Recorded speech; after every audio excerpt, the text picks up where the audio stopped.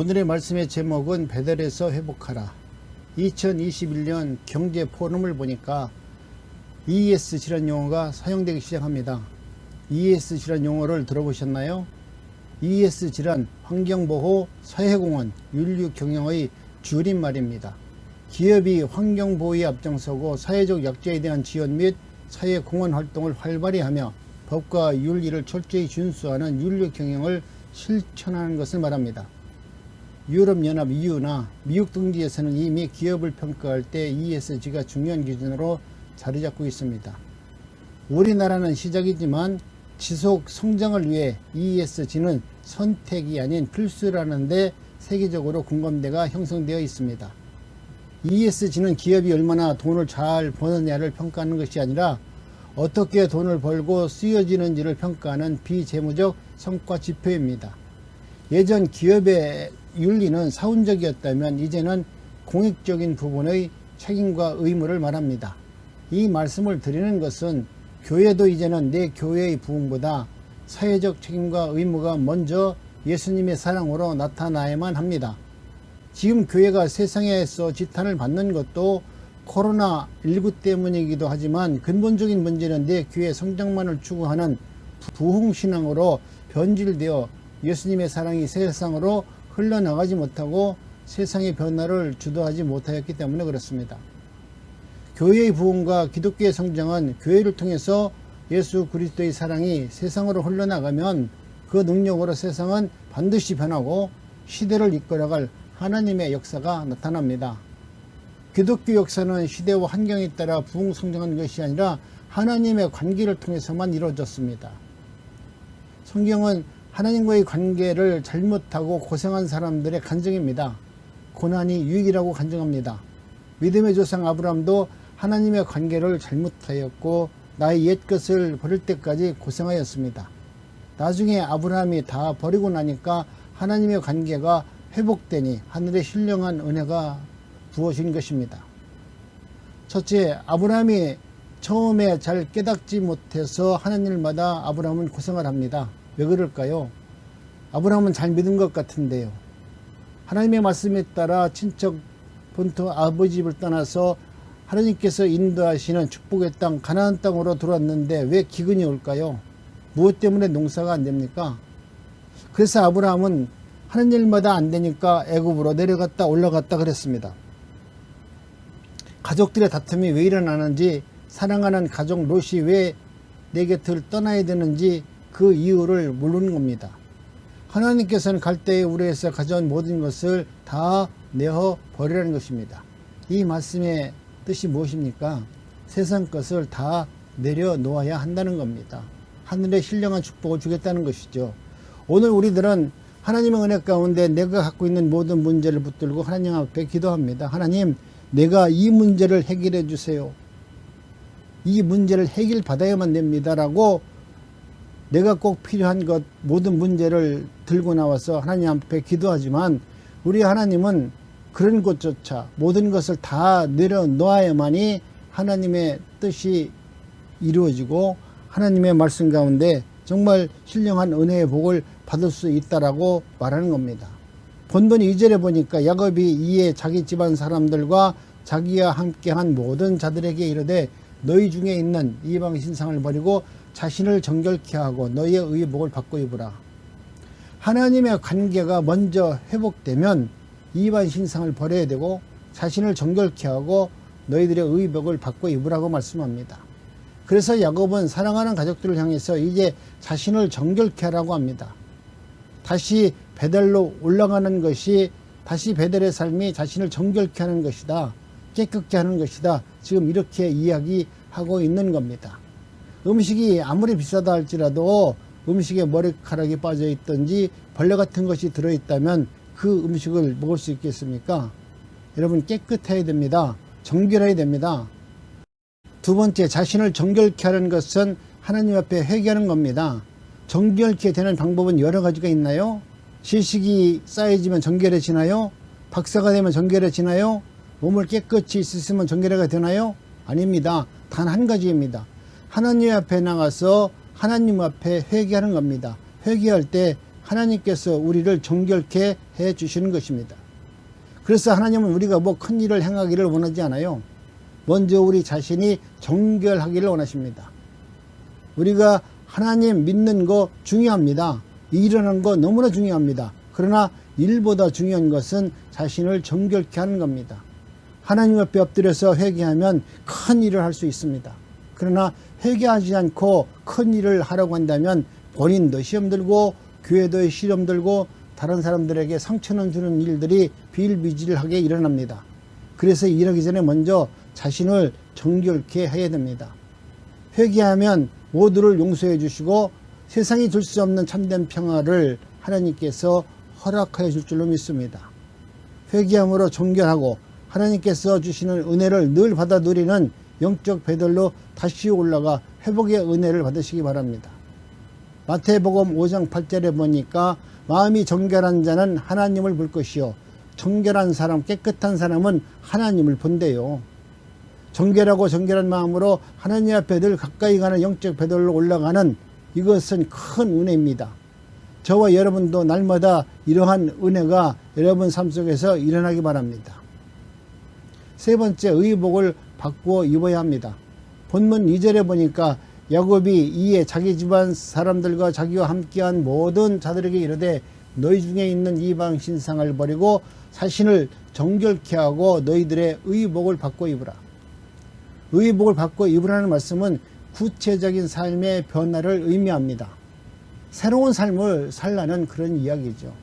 의복을 바꿔 입으라, 행동을 바르게 하라, 구체적인 삶을 변화로 이끌어 가라, 이런 말입니다. 오늘 여러분이 교회에 오시는데 잠옷 입고 오신 분들은 안 계시잖아요. 새로운 옷으로 갈아입고 교회를 오시려고 정말 좋은 것으로 가꾸어서 옷을 입고 나오셨습니다. 삶의 행동을 좀 바르게 해야겠다는 마음으로 하나님 앞에서는 정결한 마음으로 예배를 드리고자 깨끗한 옷을 입고 오신 겁니다. 여러분, 이렇습니다. 의복을 바꿔 입으라 하는 이야기는 삶의 방향 전환, 180도 전환을 의미합니다. 우리가 버스를 잘못하면 어떻게 돼야 돼요? 내려서 갈아타야 됩니다. 마찬가지로 회개하는 것, 또 삶의 방향을 바꾸는 것은 너무나 중요합니다. 날마다 조금씩 새롭게 하나님이 기뻐하시는 그런 삶을 우리가 살아야만 되는 것입니다. 그리고 내가 지금 이 땅에 살아가면서 지금 누구와 함께 하느냐, 이것 또한 너무나 중요합니다. 좋은 성도와 함께하는 것, 좋은 친구와 함께하는 것 너무나 중요합니다. 우리 옆에 계신 분들과 인사합니다. 내 옆에 앉아주셔서 감사합니다.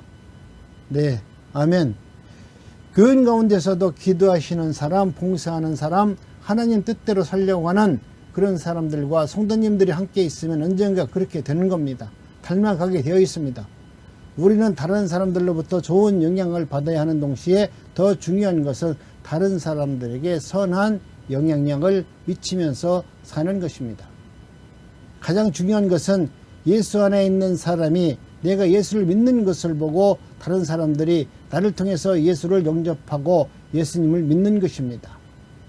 나를 보고서 예수를 믿겠다는 사람들이 내 주위에 한두 사람만 있어도 얼마나 행복합니까? 우리는 이러한 사람이 될 수 있도록 열심히 살아야 합니다. 열심히 신앙생활을 해야 합니다. 우리가 지금까지 그렇게 살아왔지만 앞으로도 남은 인생에도 정말 의복을 받고 입는 것처럼 새로운 삶을 살아서 나 때문에 예수 믿게 되었다라고 하는 그런 간증을 꼭 들을 수 있는 성도님들이 되시기 바랍니다. 나의 남은 인생은 의복을 받고 입는 것처럼 예수 그리스도의 옷으로 받고 입음으로 말미암아 예수 그리스도의 모습이 삶이 내 모습 삶의 전반부에서 다 나타나기를 원합니다. 하나님, 나도 예수 그리스도의 옷을 입고 싶습니다. 나도 예수님을 잘 믿고 싶습니다. 이런 감동을 줄 수 있는 우리 난곡주양께 성도님들이 꼭 되시기 바랍니다. 학생은 교복을 입잖아요. 그러면 학생다워집니다. 의사는 가운을 입습니다. 판사도 가운을 입습니다. 군인은 군복을 입습니다.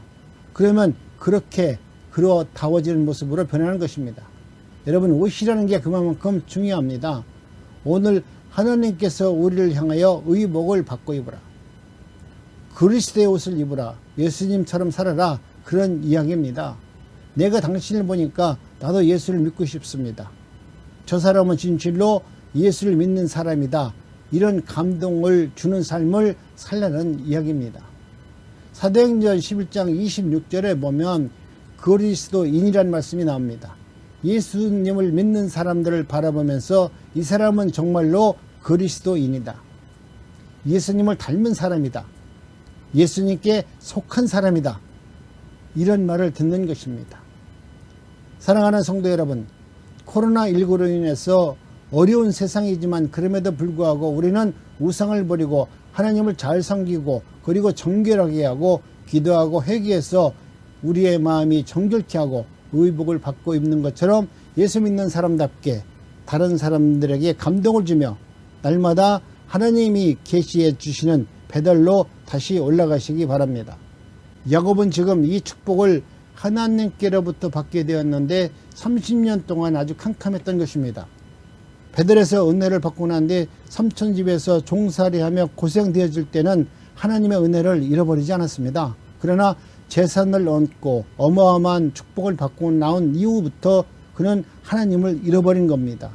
그 이후로 집안이 양사방에서 시험이 들고 여러 문제가 생길 때도 몰랐습니다. 그러나 이제는 자기가 감당하지 못할 그런 어려운 사건이 터지고 나서야 비로소 깨닫게 됩니다. 아하, 내가 베델로 올라가야 되겠구나.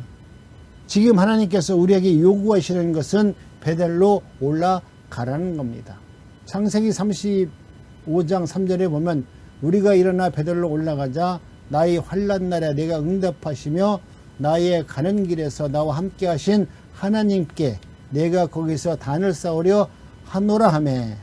지금 야곱은 제대로 깨달았습니다. 야곱이 베델로 올라갔습니다. 그랬더니 무슨 일이 일어났습니까? 창세기 35장 5절로 6절의 말씀을 보면 그들이 발행하였으나 하나님이 그 사면 고을들로 크게 두려워하게 하신 고로 야곱의 아들들을 추격하는 자가 없었더라. 야곱과 그와 함께한 모든 사람이 가나안 땅 그루스 곧 베델에 이르렀고 그가 거기서 당을 쌓고 그곳에 엘 베델이라 불렀더니 이는 그 형제 낫을 피할 때 하나님이 그에게 거기서 나타나셨습니다라.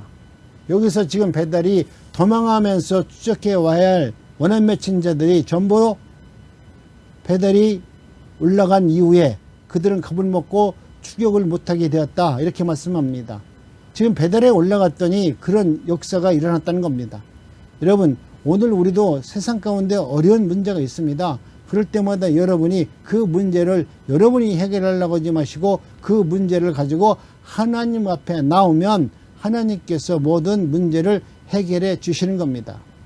야곱이 베델로 올라갔을 때 하나님은 새로운 은혜와 축복을 허락하여 줍니다. 창세기 35장 10절로 12절 내 이름이 야곱이다마는 내 이름을 다시는 야곱이라 부르지 않겠고 이스라엘이 내 이름이 되리라 하시고 그가 그의 이름을 이스라엘이라 부르시고 그에게 이르시되 나는 전능한 하나님이라 생육하며 번성하라 국민과 많은 국민이 내게서 나와 왕들이 내 허리에서 나오리라 내가 아브람과 이삭에게 준 땅을 내게 주고 내가 내 후손들에게도 이 땅을 주리라.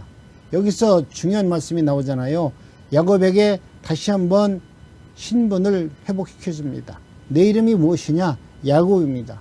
내 마음대로 내 뜻대로 내 지식대로 살아갔던 그런 야곱이 아니라 이제부터는 하나님이 너에게 처음서부터 창세전에 언약했던 그 복을 주기 위해서 이제는 그 이름을 이스라엘이라고 말씀합니다. 다시 신분을 회복하고 난 이후에 또 하나님께서 뭐라고 말씀합니까? 번성하라 축복을 줍니다. 이것이 하나님이 우리에게 주시는 복입니다. 우리 하나님께서는 먼저 우리의 신분을 회복해 주시고 너는 하나님의 아들이라는 것으로 신분을 회복해 주신 다음에 하늘의 신령한 복을 주시는 겁니다. 오늘 또 베델에서 신분이 회복되어 하나님의 은혜를 알고 큰 복을 받고 살아가기를 원합니까?